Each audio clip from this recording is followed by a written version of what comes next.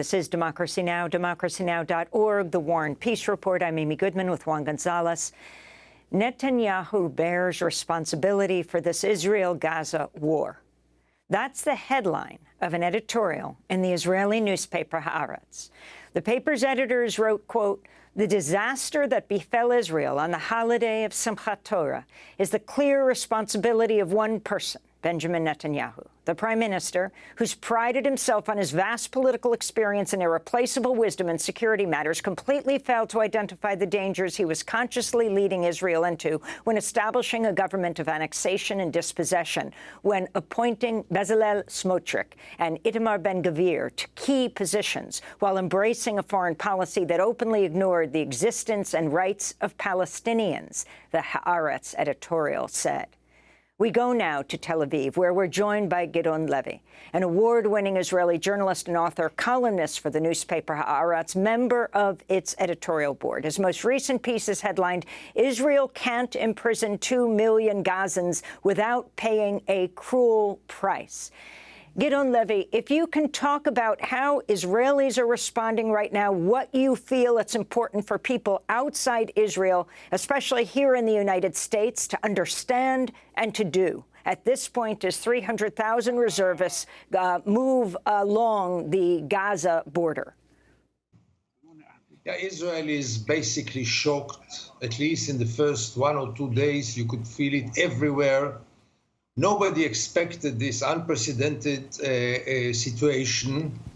It broke many perceptions, both about Hamas, about the Palestinians, about their capabilities, and about ourselves and our capabilities. But this is now put aside. People are still digesting what happened.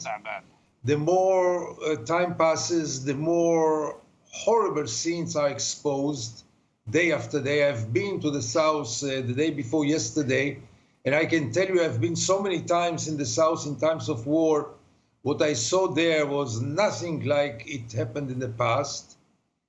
But I must say that side by side with what I mention here, there is also a big sense of taking revenge, a big desire to take revenge, and hatred toward the Palestinians is growing up to very, very dangerous levels. Same anger is also directed at the government, less than this at the army. But I think that the government, once this war will be over, hopefully soon, this government is going to pay a hell of a price, and it must go home.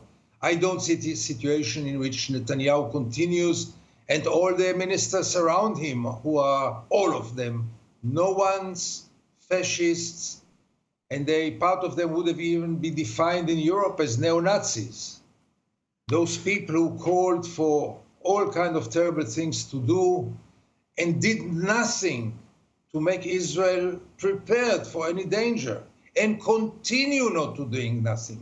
That's so astonishing that we are now the 5th day after the war, and you don't see the government. They are still preoccupied with their own political careers, with all kinds of political manipulations.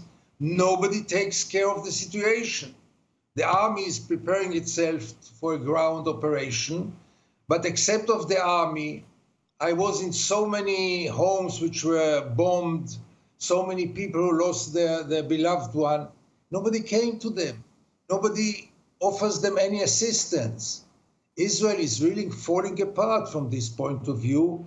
And the man who governed Israel for the last 15 years is the one and the only one to be blamed before anyone else. This goes without saying.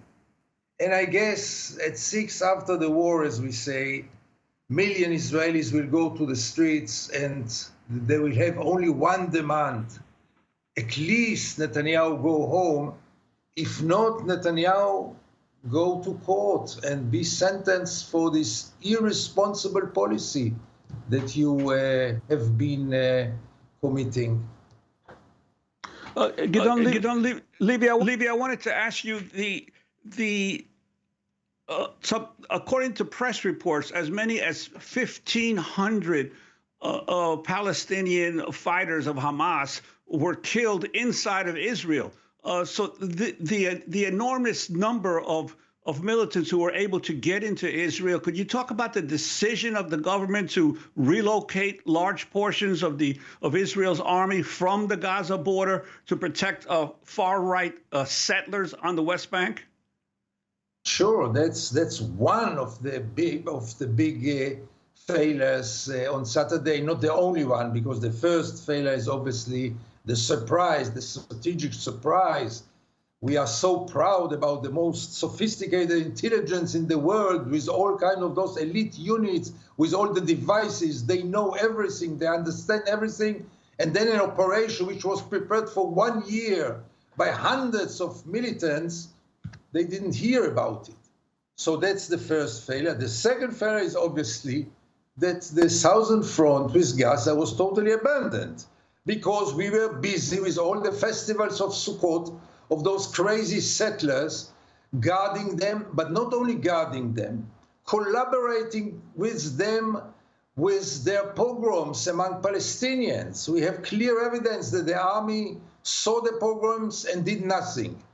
And when an army is busy for years now, not only recently, only with running and chasing after Palestinian children who throw a stone, and after all kind of suspected Palestinians, when an army is overoccupied in standing in illegal checkpoints and penetrating to Palestinian homes in the middle of the night to arrest somebody without any legal basis, then this is the result. You get, instead of a professional, motivated, experienced army, you get a bunch of no-ones who don't know what to do in such a situation, because after the first shock, it took still hours and hours until the army showed up.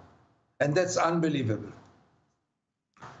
And this issue of Netanyahu preparing for an invasion of Gaza, you talk about the immense undertaking that this involves, having to go literally house by house or building by building in Gaza to find any of the hostages being held. The enormity of this project.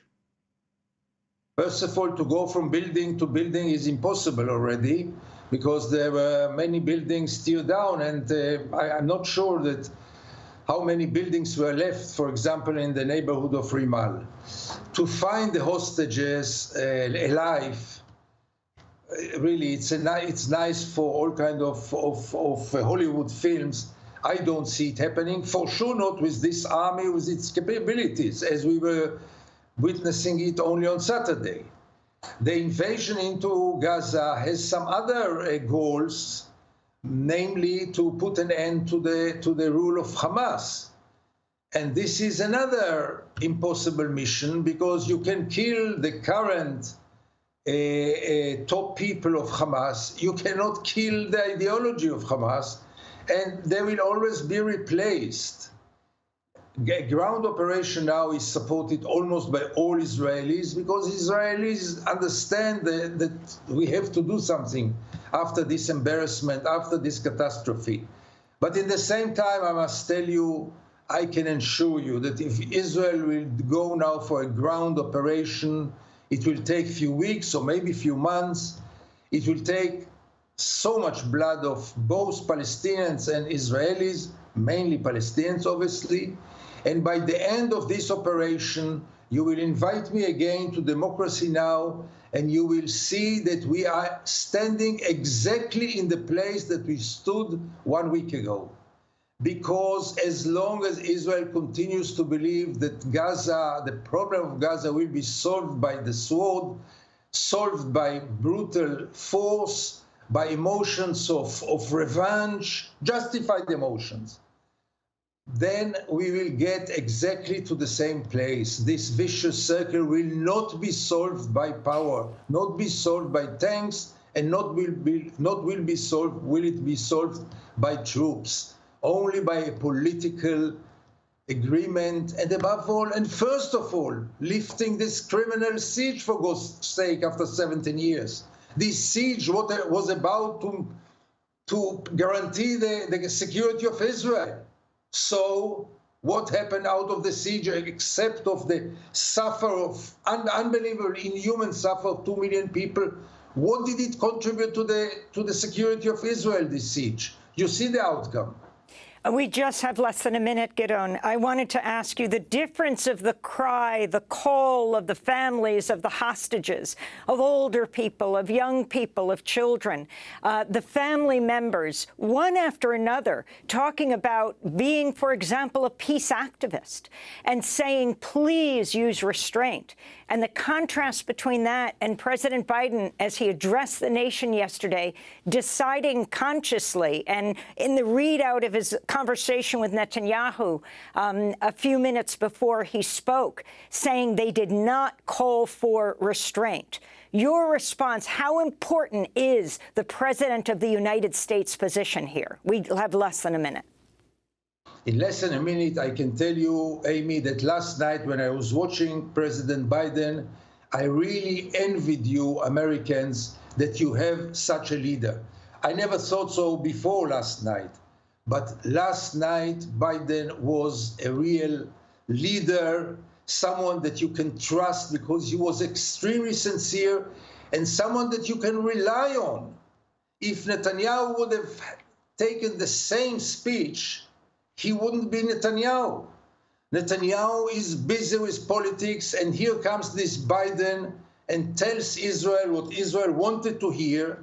I would love him also to say some things about the Palestinian suffering, the Palestinian agony. He ignored it totally, and this is very regretful.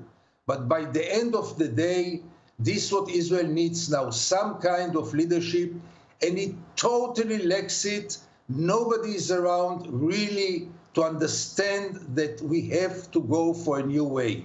Nobody is there. Gideon Levy, we want to thank you for being with us, an award-winning Israeli journalist and author, columnist for the newspaper Haaretz, a member of its editorial board. We'll link to your most recent piece, Israel Can't Imprison 2 Million Gazans Without Paying a Cruel Price. His books include The Punishment of Gaza.